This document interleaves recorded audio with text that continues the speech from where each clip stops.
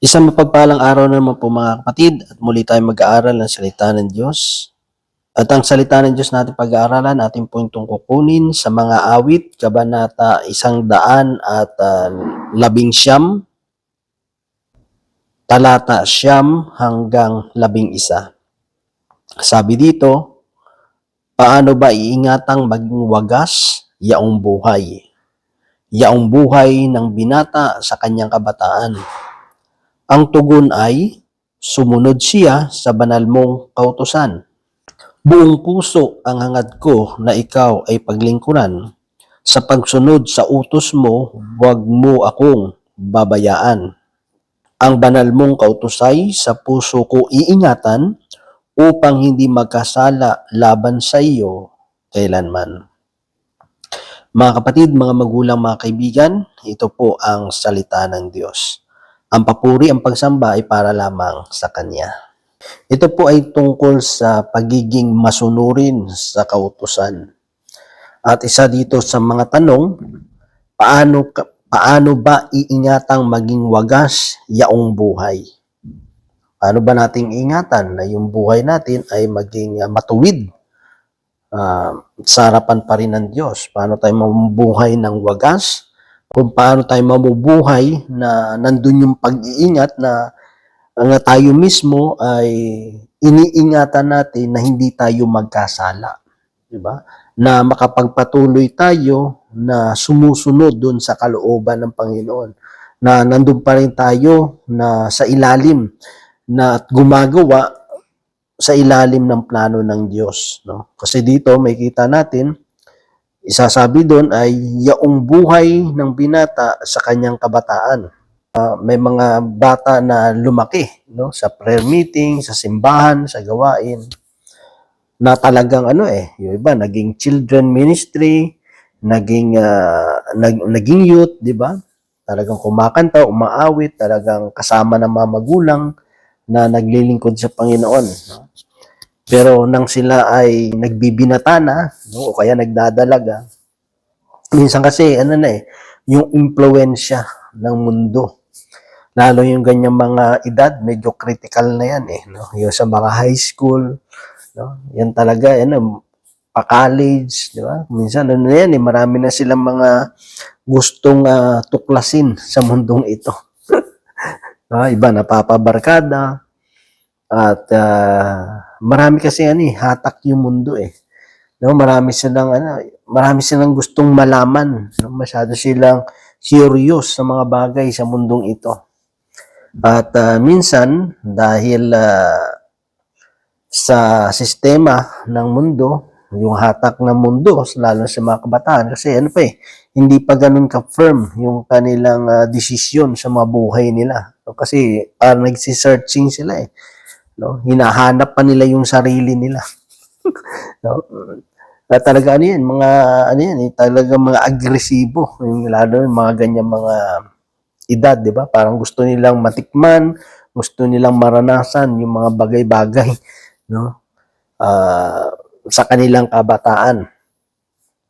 At dahil doon, marami talaga yung alam naman nila na mali, no? Kasi siyempre, nang maliit pa sila, naturuan na sila ng salita ng Diyos. Pero may kita mo, no? Yung mga gawin nila ngayon, yung pananamit nila, diba? Kung ano na yung mga nakasabit sa mga, alam ko dati kasi yung hikaw, nandito lang yan no? Ngayon, nasa dila na, ngayon nasa ilong na, minsan nandito na sa mga mata. No? Diba? Marami ng maayos naman yung katawan nila, pero gusto pa nilang gilagyan ng mga design. No? Alam nyo kasi, alam naman natin na yung katawan natin, sagrado yan diba? Ang Diyos na yung lumikha niyan Siya mismo yung nagporma diba? Tapos pinakilaman mo pa. Parang parang iniinsulto mo yung yung pagiging malikhain ng Diyos parang hindi ka pa satisfy sa ang reason naman daw ng iba mas pinagaganda ko lang namin no?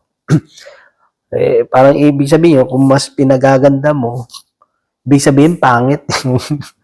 Pangit yung pagkalikha ng Diyos. Kasi pagagandahin mo yun, mas pagagandahin mo no? Parang ito na yung maganda, pero gumawa ka ng sabi mo is mas. No? So ibig sabihin, mas magaling ka pa doon sa talagang gumawa. Di ba? Ganun lang naman yun no? Wala namang masama doon, mas pinagaganda nga di ba? Kaya nga nilalagyan ng ng mga design. No? So ano nangyayari? Di ba? Kaya nga kaya nga sabi doon, ano ba yung dapat gawin para maingatan? Kaya nga isa sa mga pinasasalamatan ko sa Panginoon na yung high school days ko na kay Lord na, di ba? At least kahit paano, medyo naligaw-ligaw din naman ng konti, di ba? Pero hindi naman yung talagang ligaw na ligaw talaga, di ba? Kasi nandun kasi pa rin yung salita ng Diyos Diba? Tapos aktibo ka pa rin sa church, aktibo ka sa paglilingkod mo sa Panginoon. Kasi minsan yun doon nagkakaroon ng problema no? Yung mga kabataan na parang hindi na sila nag-i-involve sa community, sa church, di ba? Pababayaan nila yung spiritual life nila. Kasi siyempre, mga kaibigan niya, hindi naman din naglilingkod sa Panginoon, hindi naman ganun din yung relasyon sa Diyos. So, siyempre, lahat ng luho, lahat ng layaw, di ba? Yun ang ginagawa nila.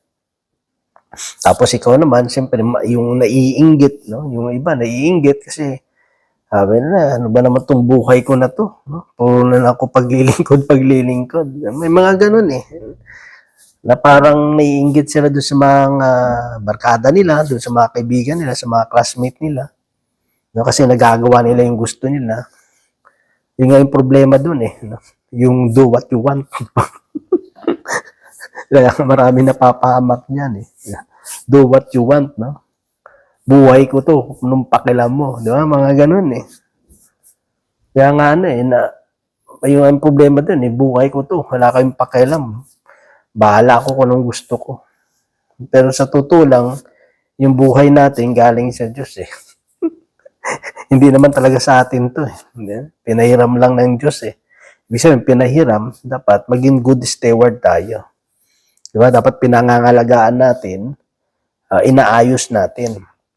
Diba? Hindi yung nagpapakawala tayo o pinababayaan natin. Diba? So, isa lang naman yung pinakaano niya yung sinakasolusyon na pinakita doon Sabi niya, yaong pumpana natin, sabay doon. Paano ba iingatang maging wagas yaong buhay? Yaong buhay ng binata na sa kanyang kabataan, binata. Ang tugon ay sumunod siya sa banal mong kautusan. Diba? Ito kasi inaano to para sa mga kabataan Diba? Paano mo mapapanatili yung wagas na pamumuhay? Sabi niya lang doon, sumunod siya sa banal mong kautusan, yung salita ng Diyos. Buong puso ang hangad ko na ikaw ay paglingkuran. Sa pagsunod sa utos mo, wag mo akong babayaan. So, hindi lang yun sa pagsunod dun sa kautusan ng Diyos. Dapat nandun din sa puso natin yung desire na maglingkod sa Panginoon. Diba? Hindi lang yung receiver lang tayo ng salita ng Diyos, hanggang pakinig lang tayo, kundi dapat, mga kapatid, nandun tayo pa rin patuloy yung paglilingkod natin sa Kanya. Diba? Kaya nga yun yung pinasasalamatan ko sa Panginoon kasi nang binata pa ako, naglilingkod tayo sa Panginoon. Diba? Kasi yun ang yun ang mag-iiwas sa atin Diba? Nagkakaroon ka na, alam mo yung limitation mo, alam mo yung boundary mo, alam mo kung ito yung tama, alam mo itong mali. Kapag ito pinagpatuloy ko, ito yung maglalayo sa akin sa presensya ng Diyos, maglalayo sa akin sa Panginoon, di ba? So, ayun magpatuloy sa paglilingkod. Ang banal mong kautusan sa puso ko iingatan upang hindi magkasala laban sa iyo kailanman. Yung salita ng Diyos, dapat iniingatan natin sa puso natin. Ibig sabihin, isinasabuhay natin. Diba? Kasi kapag isinasabuhay natin yung salita ng Diyos, no, ito yung talaga yung mag-iiwas sa atin na magkasala tayo sa Kanya. Alam naman natin kapag tayo magkasala sa Panginoon, ito yung magiging dahilan para tayo mahiwalay sa Kanya. Diba? Kaya nga dito, lalo na sa mga kabataan, minsan, ano rin kasi minsan may mga workers din, no, na nagtatanong sa akin, Brad, yung anak ko, mula pagkabata niya, nasa gawain na maliliit pa yan. Pero ngayon, bakit na yung hindi na umatin sa gawain, tapos parang kung ano na yung mga pinagagagawa, ginagawa na lang. Sabi ko, sis, patuloy na lang sa pag-pray mo sa Panginoon, na yung salita ng Lord na naitanim sa puso nila ay muling pukawin sila, di ba? Muling mag-alab o kaya yung sitwasyon nila na kanilang pinagdaraanan ngayon, no? Na gumawa ng paraan ng Panginoon na isang sitwasyon sa buhay nila na muli silang turn back, na maano nila yung kanilang pagkukulang, yung pagkakamali nila, yung sitwasyon na yun, yung muling magbabago, no, mag-twist ng isip nila pabalik sa Panginoon. May may learning pa rin naman kasi sabi nga sa mga failure natin, sa mga pagkakamali natin, doon tayo natututo di ba? Kasi meron talagang ganun Meron kami sa kasama na natutong tumugtog sa gawain, no, sa biyaya ng Diyos, naging mahusay, naging magaling. So ngayon, ang ginawa niya, gusto niya namang maranasan paano tumugtog sa labas, di ba? Outside sa church. So, yun. Alam mo naman, pag tumutugtog ka sa labas, kung natutong mag-vices, pati mga bisyo, na para hindi antukin, di ba? So, lahat na. Ayun, sabi natin na parang, sabi ng mga magulang, parang nasayang yung paglilingkod daw nila, ganito. Pero sabi ko, huwag kayong mawalan ng pag-asa. Panuloy na kayong ipanalangin yung mga anak na dumating yung time sa buhay nila ay merong leksyon silang matutunan. At yung matutunan leksyon nila yun, darating ang time magiging maibabahagi na rin nila doon sa mga kabataan na nakikita nilang parang susunod sa yapak na hindi maganda na kanilang pinagdaanan, di ba? So, at least magiging yung naranasan nila ay magiging testimony nila sa mga kabataan na wag nyo nang gawin kasi napagdaanan ko na yan at hindi naging maganda yung naging resulta. No? So, yun lang naman ang gusto ipaabot ng Diyos sa bawat isa sa atin. Tayo ay patuloy na sumunod sa kanyang kautusan, sa kanyang salita, at patuloy tayo na maglingkod sa kanya. Kasi kapabang tayo naglilingkod, nagiging busy tayo kay Lord, hindi natin napapansin yung mga bagay sa mundong ito. Kasi pag nagkaroon na ng time, kunyari, iba dito sa Canada, di ba? Dati masigasay sa paglilingkod sa Panginoon, pero dahil sa mga alalahanin sa buhay, na focus na ngayon sa pagtatrabaho, di ba? Siyempre, pag na-focus ka na sa trabaho, minsan, yung parang yung desire mo sa paglilingkod, medyo medyo humihina na. Bandang huli, parang kabuti na lang sa prayer meeting, di ba? So, pag nagsisimba, parang kabuti na lang, lulubog, lilitaw. Kasi mawiwili ka talaga sa mundong ito pag tumigil tayo sa paglilingkod sa Panginoon.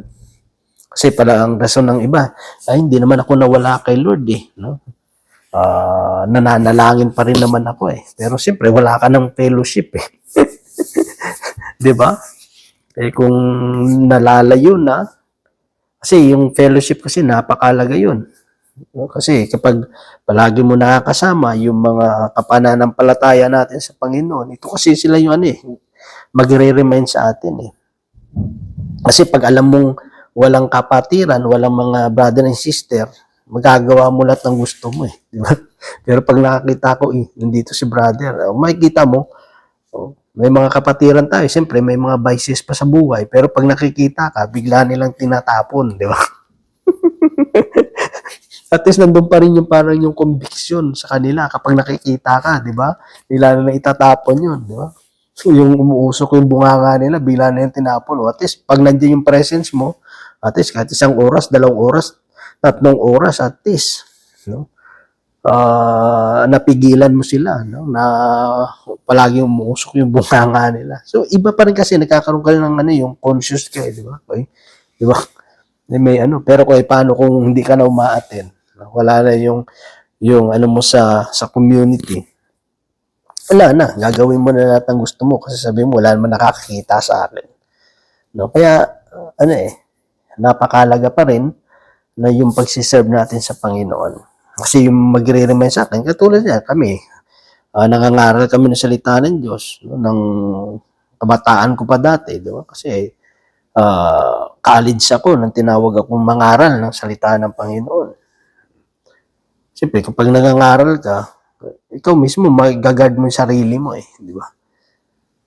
So, yun lang mga kapatid, no?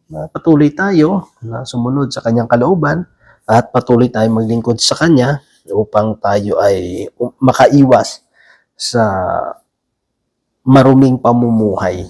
Diba? Kasi nandun pa rin yung paglilinis ng Panginoon, hingin natin ng tawad.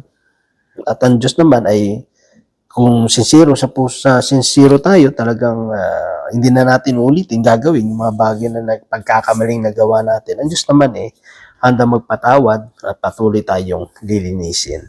So yun lang mga kapatid, at nawa ang Diyos patuloy magpala sa bawat isa sa atin. God bless po sa ating lahat.